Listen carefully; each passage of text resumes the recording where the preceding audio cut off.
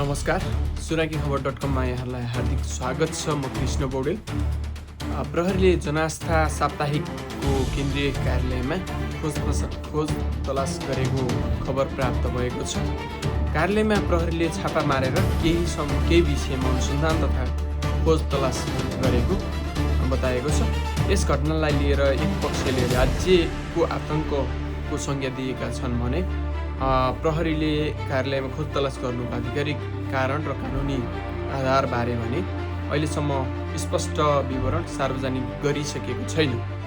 यसै घटनासँग जोडेर पत्रकार तथा जनआस्था साप्ताहिकका सम्पादक किशोर श्रेष्ठलाई हिजो ललितपुरको कुसुन्तीबाट उहाँको निवासबाटै प्रहरीले नियन्त्रणमा लिएको जानकारी यसअघि नै प्राप्त गरिसकिएको थियो।